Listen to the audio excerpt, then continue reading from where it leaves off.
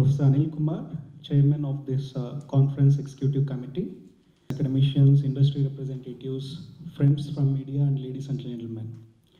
At the outset, let me welcome you all to the 13th result function, which is being organized as a prelude to economic potential and ability to create job opportunities in the state. Government of Karnataka has established a vision group on nanotechnology in the year 2007. Under the visionary leadership of Bharat Ratna Professor C.N.R. Rao, to actually provide greater impetus to growth of nanoscience and nanotechnology. One of the initiatives taken up was the organization of Bangalore India Nano event. So since 2007, this event is being organized every 2 years. This event over the years is acting as a global platform and has been enabling experts, scientists, academicians, researchers, industries, startups, and policymakers to meet and exchange growth on tomorrow's nanotechnology. Our department is also promoting nanoscience and nanotechnology-based research and development in the state by providing financial assistance to researchers from colleges and universities across the state based on the recommendation of the Vision Group. This program, which we started, I think around 2012 or 13, so or 2008-9 in fact. So over the past 15 years, close to 200 crores we have spent on funding research and development in the state. In the recent past, the last such thing, around 100 proposals were selected from various colleges, and around 17 crores we have spent on funding these projects. Yeah, and we have now created as a policy Karnataka State Research and Foundation, wherein we want to scale up the funding for R&D efforts in the states and especially nanotechnology also. Honorable Minister to kindly release the brochure of the 13th edition Bengaluru India Nano 2024.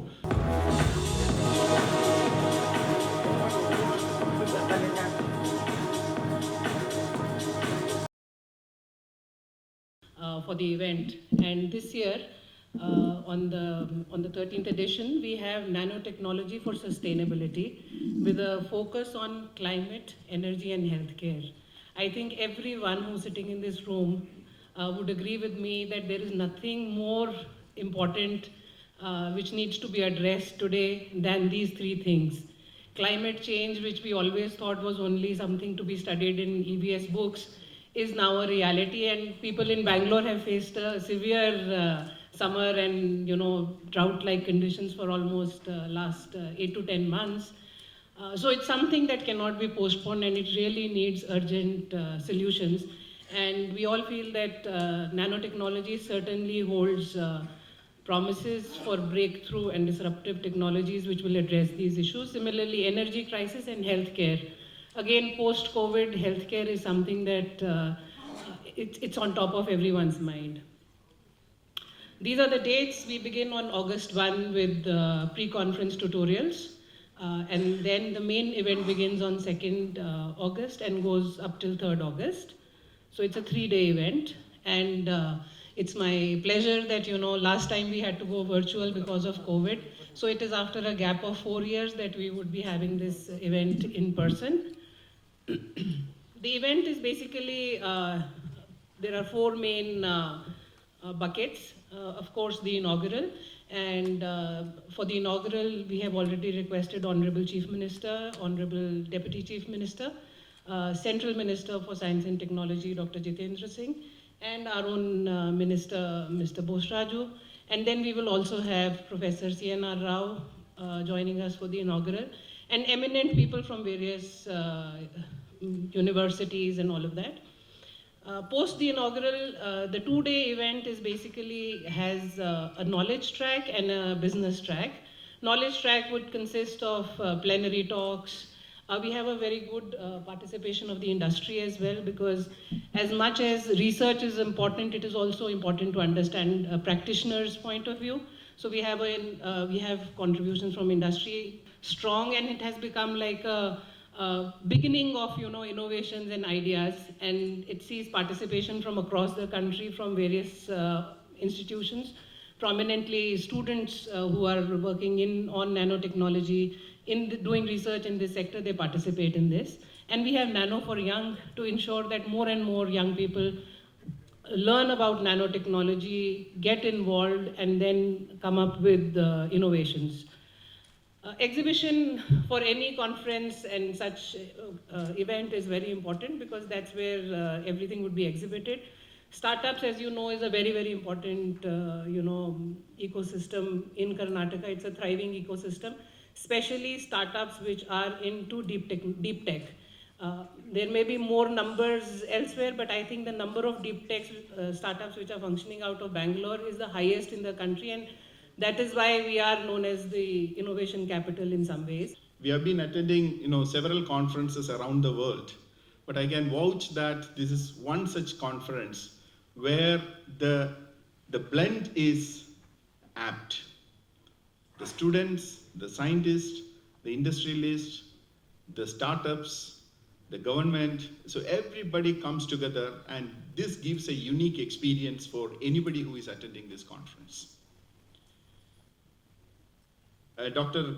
Kaur has given a broad overview of different activities. I just want to dwell on a couple of more highlights of this event. The tutorial. So why do we conduct tutorial in a conference? Is that different participants will have different background to bring them to the same platform so that they get some kind of insights into some of the topics which is covered in the conference, so that the students who are not at all familiar with some of the topics that we are discussing in the conference will greatly benefit, because the experts will be giving them a tutorial session about nanofabrication. So because to fabricate things at the nano level, it's an art. So how to learn that art is something that, they get a glimpse of those things and some fine details. And also about the characterization. Once you have a nano material or a nano-sized object, how do we characterize? How do we know? Because you can't see it, right? So how small is nano? My hair is, approximately 100 micron meter in diameter. You vertically split, 10,000 times, vertically, not along the length. Vertically split 10,000 times, take one piece out of it. That's what we are talking about here. So that characterization needs much more expertise. So, and also nano in biology. There's a lot of application for nano in biology. So the first day's tutorial will cover these aspects. And in the second day, we have very eminent plenary speakers and the invited speakers for various themes. And they will be giving the cutting edge research which they are doing to the audience. In the same day, we have Nano for Young. So I have the experience in, giving a lecture to this kids sitting there. Undergraduate students, 600 of them.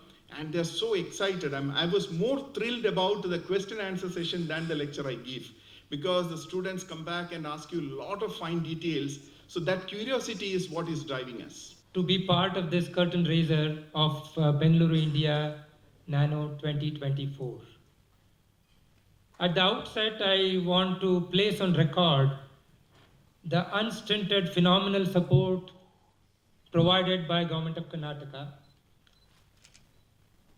The ministry as well as the entire official has been just outstanding. And indeed, Karnataka has been at the forefront of technology for many decades. It's leading from the front in India, and other states follow. And as Professor Anil Kumar mentioned, when nanotechnology was in its nascent phase 2 decades ago, Government of Karnataka had this vision to start this series of conferences. And now, today, it has become one of the premier conferences in the world, where researchers, industry, and also government policy makers would like to come together and brainstorm what's happening, what's new, and how can we translate this knowledge into something that can create an impact on the society. Because if you think about it, what is the role of science and technology in the society? One, of course, if you look from the scientist perspective, they just want to discover, understand the phenomenon in the world and, so on and so forth. But the other aspect is really to create impact on society. Historically, if you see, technology has been a great leveler. No better example other than the mobile phones that we have, right? A street vendor knows how to use the mobile phone, and we say that it has really bridged the digital divide, right? And that is the kind of transformation technology can bring about. And when it comes to nanotechnology, it's a meta technology, meaning that it has applications in every sector of society, every sector of industry. And that is why it is so important, and that was recognized by Professor C.N.R. Rao many years ago, and he was the force behind this series of conferences, which got started 2 decades ago, as I mentioned. And I should also mention that the role of technology is not just to make lives easier, but it's also to do with inclusive growth. That's again very important when it comes to, the government. I mean, why government should support science and technology is because the know-how that you generate should eventually be able to translate and make an impact to the bottom of the pyramid. Solar photovoltaics or any other alternate means of clean energy. This is the way forward. We talk of electrical vehicles. EV is going to be a big technology of the future, but if EV has to be accessed by everybody, when I say everybody, again I go back to the bottom of the pyramid, right? Then the cost has to come down. The cost cannot be where it is today, so you need improvement in battery technology, right? And that is where nanotechnology can make a big difference, right? So many other things in the context of energy. The next wave is going to be what is called a green hydrogen. Green hydrogen is an emerging technology. We want to use hydrogen as a fuel. It's going to be very abundant, as opposed to petrol and diesel and, which are essentially the fuel that we are using. Green hydrogen can be a transformation, right? It can really bring down the cost, as an example. And the third pillar is healthcare. Healthcare, why is it important? Healthy nation is very important to be able to create a developed nation, right? I mean, we need to first be healthy, and only then we can go about doing all other businesses, right? And if you look at the healthcare, again you see a contrast. We have a big healthcare divide in the country and across the world, really. Again, you have a pyramid structure. At the top of the pyramid, you have elite few who have access to best of the healthcare facilities, be it in super specialty hospital or wherever. But again, the bottom of the pyramid, if you go to not even the villages, go to tier 2 towns, they don't even have a basic pathology labs to do some very important tests, to first find out what disease you have. Forget the treatment, even to diagnose your disease. That is the kind of healthcare divide we have. And just like what mobile phones did in communication, we believe that nanotechnology can really take the labs to the field. That will take place in Bangalore from 1st August to 3rd August of 2024.